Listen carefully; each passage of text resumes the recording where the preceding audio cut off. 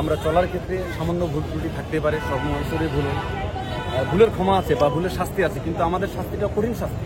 যে শাস্তি একটা ভুল করলে চাকরি চলে যায়, আমাদের পেনশন চলে যায়, আমাদের সব কিছু চলে যায়, আর আমরা গ্রামে যাই বা চাকরি শেষে হেয়পূর্ণ জীবনযাপন করি, যেটা বলে মানবেতর জীবন। কারণ আমরা 15-16 বছর বয়সে চাকরিতে চলে আসি, লেখাপড়া করছি এসএসসি বা ইন্টার, আমরা লেখাপড়াও শিখিনি আর কিছু করতে পারি নাই, শুধু যুদ্ধ শিখছি। এখন 15 বছর পরে যে আমরা বাড়িতে গেলাম, না পারি আমরা কাজ করে খাইতে, না পারি রিক্সা চালাইতে, না পারি মানুষের বাড়িতে কিছু করতে, এবং মানুষ আমাদেরকে দেখে মনে হয় আমরা মার্ডার কেসের আসামি। এইভাবে না দেখলেও সেটা আমাদের কাছে মনে হয়। এই জীবন থেকে আমি পরে বললেন কি ভুল ত্রুটি আপনার? ভুল বিভিন্ন জনের বিভিন্ন ভুল আছে। আমার ভুল আছে, যেমন ধরে নেন আমি যে কোনো একজন মায়াপুরে কিছু টাকা বিভিন্ন ব্যাংক থেকে নিয়ে দিচ্ছিলাম, নিয়ে দেওয়ার পরে সে আমাকে কি করছে, মাদকের সাথে অ্যাড করে দিয়ে আমাকে ফাঁসাই দিচ্ছে, এবং ফাঁসাই দেওয়ার পরে কি পুরো দোষ আমার করে দিয়ে একজন সাবস্টিটিউট করা হয়েছে।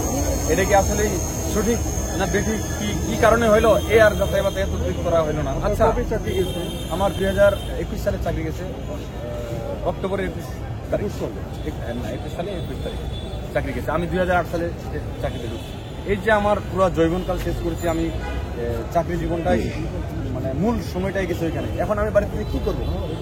কিছু করার নাই। এই যে আমার বাচ্চা, একটা বাচ্চা পরে, একটা বাচ্চা হেফজুতো করে, এই বাচ্চাগুলোর খরচ চালাবো না আমার বউর চালাবো, না আমি কামলা করবো, না কি করবো? এখন তো আমাদের এমন দিক যাচ্ছে মনে হয় না না কিচ্ছু দেয় না, জিরো টলারেন্স।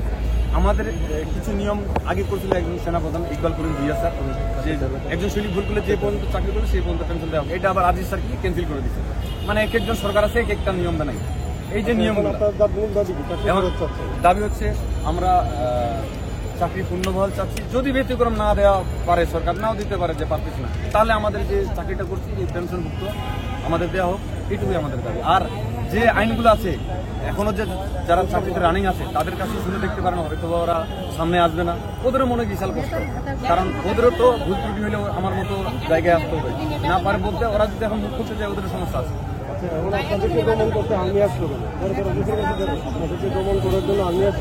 হ্যাঁ, আমাদেরকে দমন করার জন্য এই জন্য আসতেছে না, কারণ আমরা যে সঠিক না, না এটা তো দমন না, দমন করলে তো আমাদের গুলি করে মারা দিত। কারণ আমরা কয়জন আছি এখানে? 1000।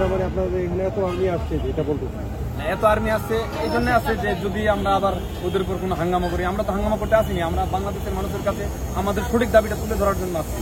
আমাদের মারে ফেলা, আমরা তো মারতে আসি না, আমরা মরতে আসছি। আমরা তো মরে গেছি একবার, যখন থেকে ইউনিফর্ম খুলে নিচ্ছি আমরা সবার কাছে মরে গেছি, পুরো বাংলাদেশের কাছে মরে গেছি এই মরার দিক থেকে। তাছাড়াও আমরা এই যে পৃথিবীর যে সিচুয়েশন, আমরা যুদ্ধে যেতে যাচ্ছি, আবার ইউনিফর্ম ফেরত যেতে যাচ্ছি, কি জন্য? আমাদের সম্মানটার জন্য। আমাদের একটা লাল বই আছে, এই লাল বইটার জন্য আমরা যুদ্ধ করতে যাচ্ছি। কারণ যুদ্ধ কেন শিখা হইলো আমাদের? আসসালামু আলাইকুম। সকাল থেকে কি হয়েছে এটা যদি একটু বলেন। আচ্ছা, সকাল থেকে আমাদের বিভিন্ন দফায় দফায় বলতেছে, এই কনফারেন্স নিচ্ছে, 2-4 জন করে ঢুকাচ্ছে। যেমন আমাদের প্রধান সমন্বয়ক নাইমুল ভাই, তাকে গুম করে রাখা হয়েছে, তাকে অস্ত্রের কেসে ফাঁসানো হয়েছে।